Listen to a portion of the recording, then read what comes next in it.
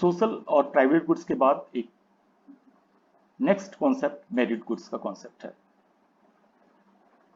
Goods that have higher degree of joint और collective consumption characteristics are usually provided by the public sector. However, goods with lower degree of joint consumption can be supplied by the private sector. जैसा आपको earlier मैं discuss भी कर रहा था।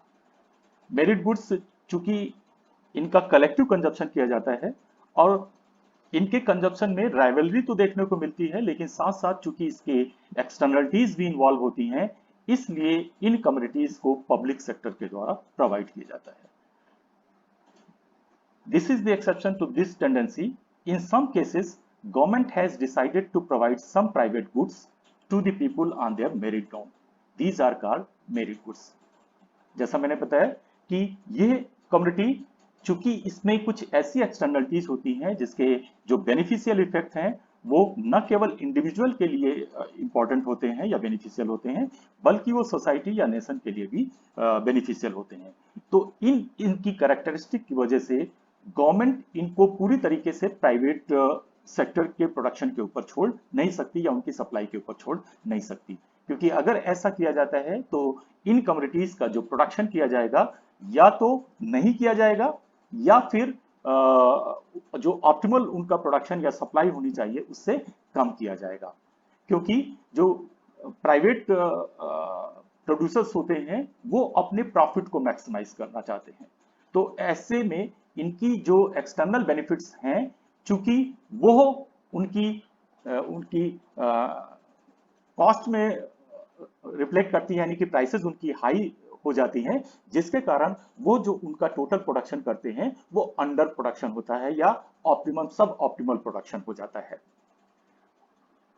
इसलिए government को पब्लिक बजट के द्वारा इन कम्युनिटीज को प्रोवाइड करना पड़ता है, क्योंकि इनका कंजप्शन कलेक्टिव होता है और ये कलेक्टिव कंजप्शन के जो बेनिफिट्स होते हैं वो केवल इंडिविजुअल तक लिमिटेड नहीं होते, बल्कि उसके एक्सटर्नल यानी एक्सटर्नल बेनिफिशियल इफेक्ट्स होते हैं और गवर्नमेंट इनको कंसीडर करते हुए इनके ऑप्टिमल प्रोविजनिंग करने के लिए खुद पब्लिक बजट से इन्हें प्रोवाइड करती है या फिर इनको हाईली सब्सिडाइज प्राइसेस के ऊपर मार्केट में प्रोवाइड करती है। Merit bonds are those goods and services which lies on the border line bonds. ये कम्युनिटीज प्राइवेट और सोशल गुड्स की बॉर्डर लाइन पे होती हैं, क्योंकि इनके कंजप्शन में राइवलरी भी होती है, लेकिन उसके जो बेनिफिट्स हैं वो एक्सटर्नल बेनिफिट्स हैं वो सोसाइटी के लिए, इंडिविजुअल के साथ साथ सोसाइटी के लिए इंपॉर्टेंट हो जाते हैं। इसलिए इनको ना तो प्राइवेट गुड्स और ना ही सोशल गुड्स बल्कि मेरिट बॉन्ड्स या मेरिट गुड्स के कैटेगरी में रखा जाता है। That part of services which is supplied by the market mechanism is a private good, whereas the part of the same type of service which is supplied through the budget will be called merit goods. Hence, merit goods are provided through budget to ensure quality and social justice. Otherwise, फिर इन communities को या तो सब standard वे में produce किया जाएगा या सब ऑप्टिमम लेवल पर इनका प्रोडक्शन किया जाएगा। तो जो इंडिविजुअल मार्केट में प्राइवेट गुड्स की तरीके से इसको परचेज करने की पोजीशन में नहीं होंगे, वो इसके कंजप्शन से एक्सक्लूड हो जाएंगे। इसलिए गवर्नमेंट या तो पब्लिक बजट के द्वारा इन कम्युनिटीज को प्रोवाइड करती है या फिर इन प्राइवेट गुड्स को सब्सिडाइज करती है, जिससे कि जो उसकी मार्केट प्राइस के कारण उसको परचेज करने की पोजीशन में नहीं थे वो अब उसको परचेज करने की पोजीशन में आ जाए। और ऐसा इसलिए करती है क्योंकि इसके जो बेनिफिशियल एक्सटर्नल इफेक्ट्स हैं उनसे इंडिविजुअल्स को अलग नहीं किया जा सकता है। और इसके अगर क्लासिकल एग्जांपल्स देखें तो एजुकेशन और हेल्थ केयर को इसका क्लासिकल एग्जांपल माना जाता है। साथ में जॉब ट्रेनिंग प्रोग्राम्स हैं, पब्लिक लाइब्रेरीज हैं, ये भी मेरिट गुड्स के अंतर्गत इनको कंसीडर किया जाता है, क्योंकि अगर इनको पूरी तरीके से प्राइवेट के ऊपर छोड़ दिया जाएगा तो हो सकता है कि इनकी कॉस्ट या इनकी प्राइस इतनी ज्यादा हो कि इंडिविजुअल जिनको उनकी जरूरत है वो भी उसके कंजप्शन से एक्सक्लूड हो जाए, जबकि सभी इंडिविजुअल्स को इसका फायदा। पब्लिक लाइब्रेरी अगर है तो नेचुरल सी बात है कि जो इंडिविजुअल मार्केट प्राइसेस पर बुक्स को परचेज नहीं कर सकते वो पब्लिक लाइब्रेरी जाकर के उन बुक्स को कंसल्ट कर सकते हैं। तो ये गवर्नमेंट इन बेनिफिट्स को मेरिट गुड्स के इन बेनिफिट्स को या एक्सटर्नलिटीज को कंसीडर करते हुए इन्हें इसका पब्लिक बजट के द्वारा प्रोविजन करती है या फिर सब्सिडाइज प्राइसेस के ऊपर उनको प्रोड्यूस करती है। अब इन गुड्स को प्रोवाइड करने के लिए पीछे जो रैशनल होता है, there are two rationals behind provision of merit goods through the public budget. First is positive externalities. Already मैं आपको एक्सप्लेन कर रहा था कि social marginal benefits from merit goods consumption exceeds the private marginal benefits, यानी social marginal benefits are greater than the private marginal benefits, और इस कारण ये कम्युनिटीज को पब्लिक बजट के द्वारा प्रोवाइड किया जाता है। There is imperfect information. Government feels that individual में act in their own best interest because they do not have complete information about the long term benefits of the merit goods, क्योंकि individual कुछ communities के consumption को इसलिए forgo कर देते हैं क्योंकि उनको ये नहीं पता होता है या उनको कंप्लीट इंफॉर्मेशन नहीं होती है कि वो कम्युनिटी उनके लिए कितनी इंपॉर्टेंट है। प्रेजेंटली वो सपोज जो पुअर फैमिलीज होती हैं वो अर्ली एज में ही अपने जो चिल्ड्रन होते हैं उनको लेबरर के तौर पे या दूसरे वर्क्स में लगा देते हैं और एजुकेशन से उनको अलग कर लेते हैं। उनको अपने शॉर्ट टर्म बेनिफिट तो पता है कि अगर ये कुछ काम करेंगे तो ये कुछ अर्न करेंगे जिससे कि जो उनकी इनकम है वो इतनी हो जाएगी कि वो उससे अपने मिनिमम जो एक्सपेंडिचर्स हैं उनको फुलफिल कर लेगी। लेकिन वो लॉन्ग टर्म उसके जो बेनिफिट्स होने वाले हैं कि अगर वो एजुकेशन के लिए उन्हें भेजते हैं तो उससे जो उनकी प्रोडक्टिविटी में इंक्रीज होगी, जिससे उनकी इनकम इंक्रीज होगी, और वो इनकम इंक्रीज होगी तो उनकी फैमिली के लिए वो बेटरमेंट की पोजीशन में पहुंच सकते हैं, और साथ में वो कंट्री की नेशनल इनकम को भी इंक्रीज कर सकते हैं या जीडीपी को इंक्रीज कर सकते हैं। तो गवर्नमेंट इस के बारे में इंडिविजुअल के कंपेरिजन में अच्छे तरीके से सोच सकती है। इसलिए गवर्नमेंट यानी कि गवर्नमेंट के द्वारा ये डिसाइड किया जाता है कि कौन सी कम्युनिटी को मेरिट गुड्स की कैटेगरी में रखा जाए। जैसा मैं पहले बता रहा था कि सोशल और प्राइवेट गुड्स के रेफरेंस में एक सिमिलरिटी होती है कि दोनों में इंडिविजुअल चॉइस होती है, लेकिन मेरिट गुड्स के रेफरेंस में इंडिविजुअल चॉइस नहीं होती, बल्कि ये चॉइस पब्लिक यानी कि गवर्नमेंट के द्वारा जो उनके रिप्रेजेंटेटिव हैं उनके द्वारा डिसाइड किया जाता है कि किस कैटेगरी को मेरिट गुड्स के रूप में कैटेगराइज किया जाए और पब्लिक बजट के द्वारा उसको प्रोवाइड किया जाए।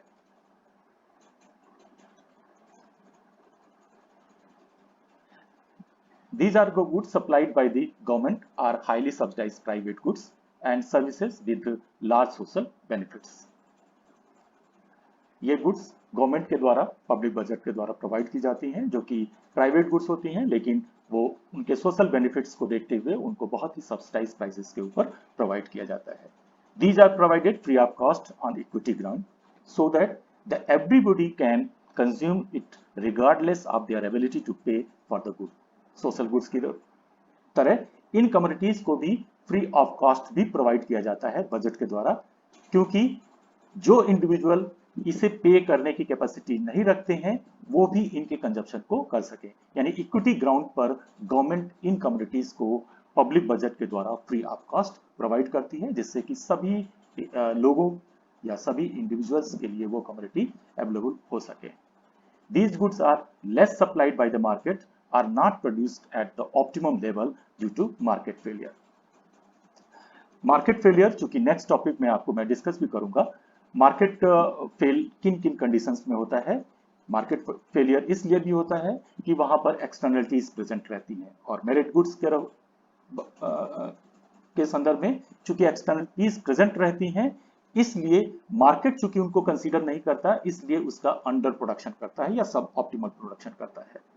तो ऐसी दशा में जो गवर्नमेंट है अगर उनके ऑप्टिमम लेवल पर प्रोडक्शन करना है तो फिर गवर्नमेंट के बजट के द्वारा रिसोर्सेज को प्रोवाइड करना पड़ेगा या गवर्नमेंट के द्वारा उन कम्युनिटीज को प्रोवाइड करना पड़ेगा। अदरवाइज जो उनकी डिमांड है इकोनॉमी में, जो उनकी टोटल डिमांड है उससे कम इनका प्रोडक्शन प्राइवेट सप्लायर्स के द्वारा या मार्केट के द्वारा किया जाएगा।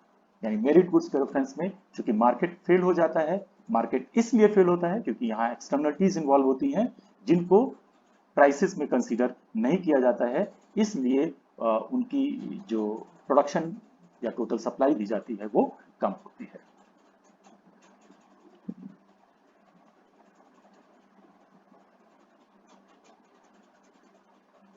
Finally, there are some difference between social and merit goods. Social goods के बारे में इंडिविजुअल चॉइस होती है, कंज्यूमर की चॉइस होती है, कम्युनिटी अवेलेबल है लेकिन ये इंडिविजुअल की चॉइस है कि वो उसे कंज्यूम करे या ना कंज्यूम करे।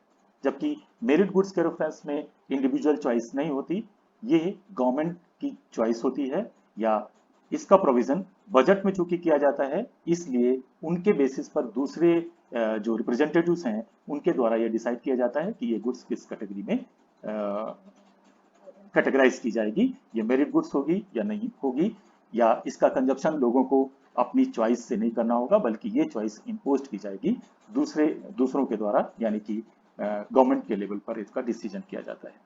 Principal of exclusion is not applicable in case of social goods, और साथ में principle of exclusion is applicable in some extent.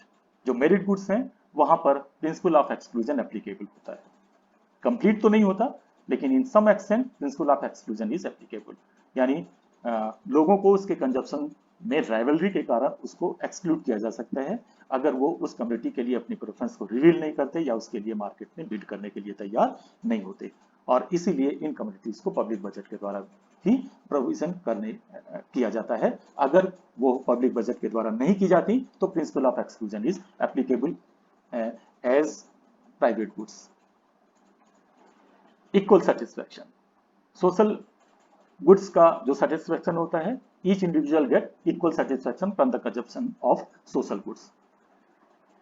क्योंकि कंजप्शन को लेकर के किसी भी तरीके की कोई राइवलरी नहीं है, इसलिए हर इंडिविजुअल इक्वल अमाउंट में या इक्वल क्वांटिटी में सोशल गुड्स का कंजप्शन करता है, जबकि मेरिट गुड्स के रेफरेंस में जो सेटिस्फैक्शन है that is different.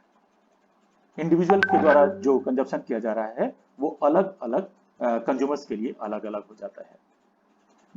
Social goods के रेफरेंस में कंज्यूमर सॉवरेंटी होती है, यानी कंज्यूमर डिसाइड करता है कि वो कम्युनिटी को लेगा या नहीं लेगा, दिस इज देयर चॉइस।